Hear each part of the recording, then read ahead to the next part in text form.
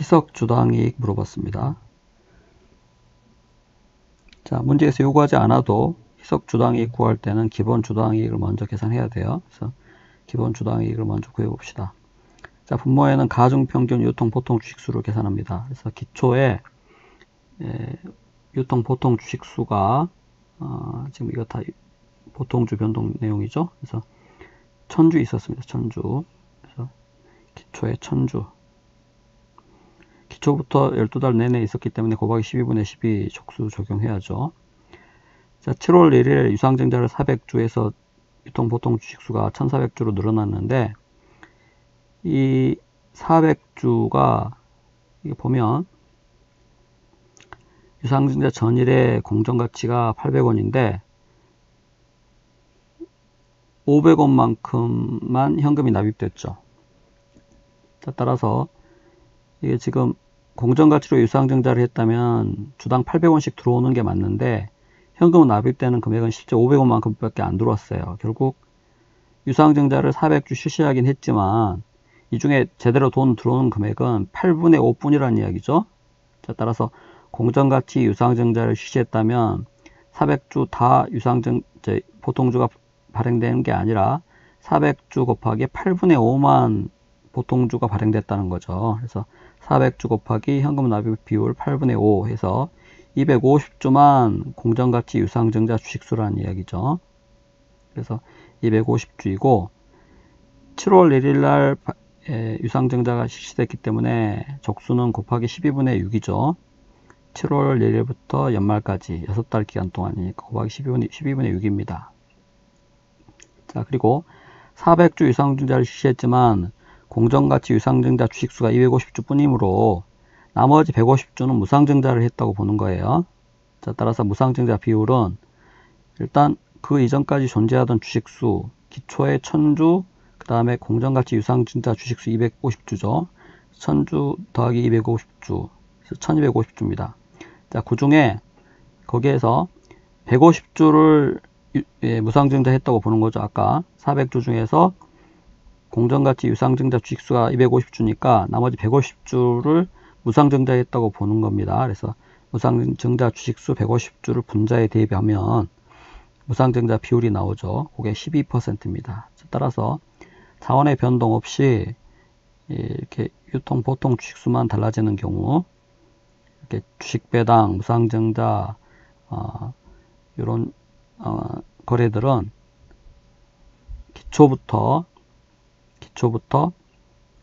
또는 단기 유상증자분은 유상증자일부터 이렇게 비례적으로 조정하죠. 그래서 12% 무상증자가 실시됐다고 봤으니까 이 전체에 대해서 그 이전에 계산했던 전체에 대해서 곱하기 1.12해서 이렇게 비례적으로 조정해 줍니다. 자, 그 다음 분자 919800 이건 단기순이익이죠.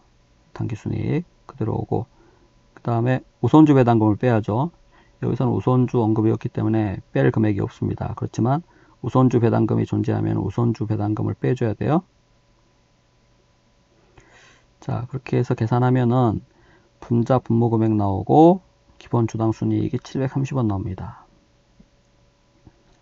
자, 문제에서는 희석 주당 순이익을 요구했기 때문에 희석 주당 순이익을 계산해야 되는데 이 금액은 기본 주당 순이익 계산할 때 분자 분모 금액을 따로 이렇게 계산해 놓은 후에 그 금액을 기초로 해서 계산하는 거죠.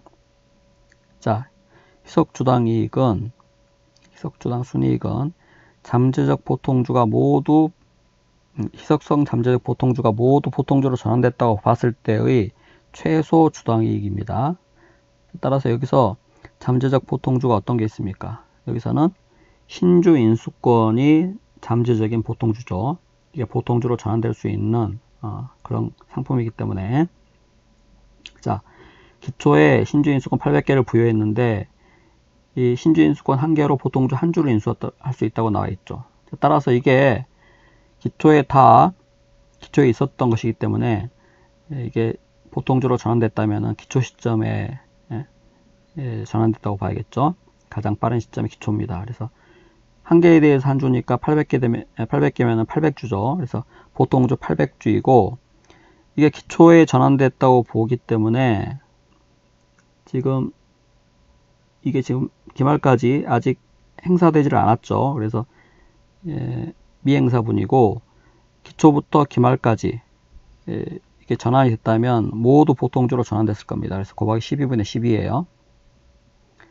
단기에 실제 신주인 수권이 행사되지 않았기 때문에 이게 희석주당 순이익 구할 때 부여 시점, 즉 기초부터 연말까지, 기말까지 12달을 다 계산해 줘야 됩니다. 그래서 아직 행사되지 않았기 때문에 전부 미행사분이죠.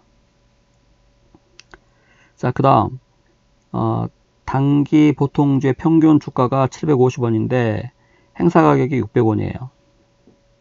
자, 따라서 평균 주가 750원만큼 다 현금 납입을 하는 게 맞는데 600원만큼만 현금을 납입하고 신주인 수권이 보통주로 전환되는 거죠. 자, 따라서 600원만큼은 현금 납입되는 부분이기 때문에 그와 관련된 부분은 희석 효과가 없습니다. 희석주당이익 구할 때 가장 큰 전제는 현금 납입되는 부분만큼은 회사가 그 현금 납입된 금액으로 시중에 유통되는 보통 주식수를 줄인다고 보는 거예요. 결국 이 현금 납입되는 그 부분만큼은 희석 효과가 없다고 보는 겁니다. 따라서 현금 납입되지 않은 150원만큼만 희석 효과가 있다고 보는 거예요.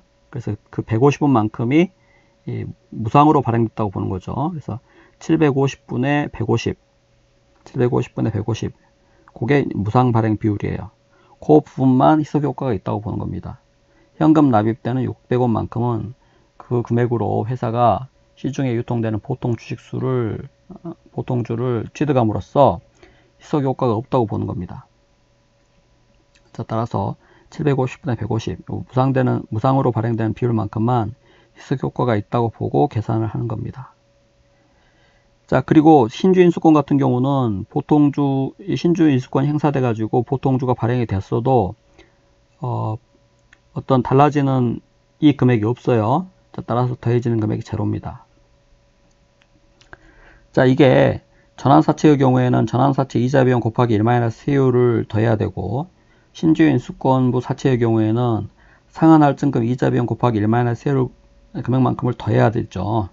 자, 그런데 여기서는 신주인수권부 사채가 아니라 신주인수권이기 때문에 신주인수권과 관련돼서는 이게 신주인수권이 행사되더라도 보통주의 이익이 달라지지 않습니다. 따라서 보통주의 이익 증가액이 없기 때문에 플러스 제로예요. 자, 따라서 계산해 보면은 희석주당이익이 648 나오고 요게 기본 주당이익보다 더 감소됐죠. 그래서 희석효과가 발생한 겁니다. 그래서 648원이 희석주당 순이익이죠. 답이 2번입니다.